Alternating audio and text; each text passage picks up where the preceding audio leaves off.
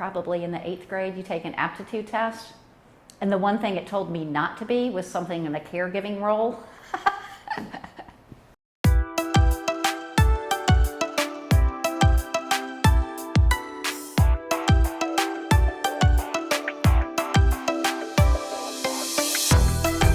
That would have probably been the result for me too. Hi, I'm Brenda, and welcome to actTWO Stories, where we hope to inspire and inform you to reinvent yourself, especially if you're 50 plus.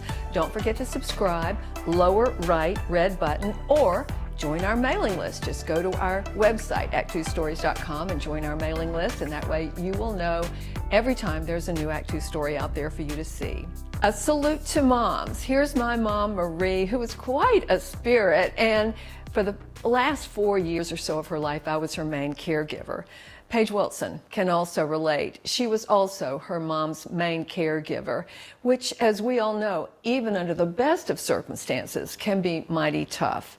But it can also be inspiring, and that's what this story, which was shot before COVID-19, is all about.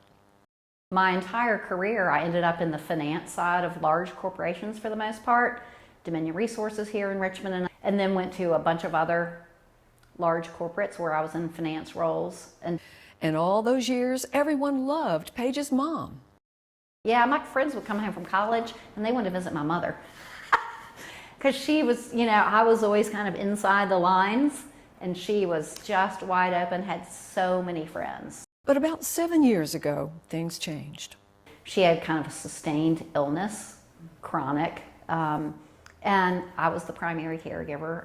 We were super close, but I was widowed young. My husband had passed away, and I have one daughter, and I was trying to raise my daughter, trying to balance my career, and trying to take care of my mother. I actually ended up taking family medical leave from my job for 6 weeks to maintain my mental stability, and I didn't even tell my mother. After she passed away, I moved cities. I needed a fresh start. It took so much out of me, and I moved to DC. I took this job with SunTrust Robinson Humphrey in investment banking, and it was great. Even so, she was soon reminded of what she'd been through. And I started seeing my friends dealing with what I had gone through, and I knew how hard it was. And I just kept thinking, back when I was doing it with my mother, if I just had another me, that's all I needed, one more me to help share the load, boy, would that have been nice. I started doing research. I started talking to the older people. Yeah, they want to stay in their home, but they were less focused on the tasks that were necessary. They were focused on continuing to live a full life. That's what they really wanted. And I call it a life of joy. The things that make life worth it. I'm going to cry. Anyway, but my mother's name was Joy, and she was larger than life. So, I kept putting all these pieces together, but I still didn't know how do we fix this, right? She fixed it by starting a whole new career, creating a company called Neighbor Force, a force of neighbors who just want to help. Most of it's in the home. It's anything from making meals to helping with the laundry, getting on Facebook. We help them clean out closets. Maybe they've got guests coming. Anything really in the home, it's anything that we're doing with the client. Helping with bathing, feeding, toileting. We don't do those things. We're not trained to do it. About 25% of what we do, taking people places, because particularly older people, when they lose that driving privilege, it's very socially isolating. It's the connection more than anything, and there's all this data about loneliness being equivalent to smoking 15 cigarettes a day.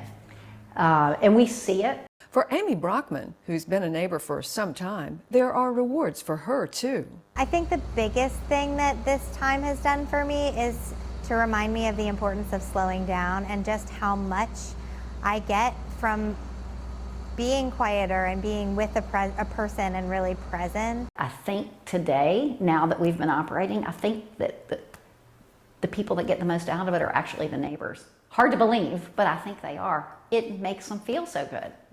Neighbors helping neighbors, inspired by Joy, Paige's mom. She would have told me not to do it because she always wanted me to have an easy road, everything that I did. But yeah, she would totally be proud.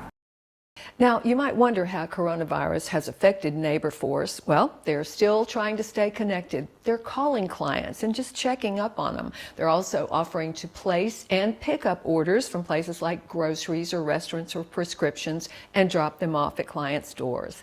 Now, here's the contact information for Neighbor Force.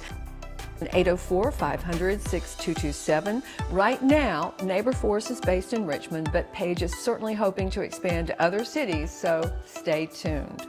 If you like what you've seen, subscribe to actTWO Stories on YouTube, lower right red button, or go to our website, actTWOstories.com, and join our mailing list. And either way, we're going to let you know every time there's a new actTWO story out there for you to see.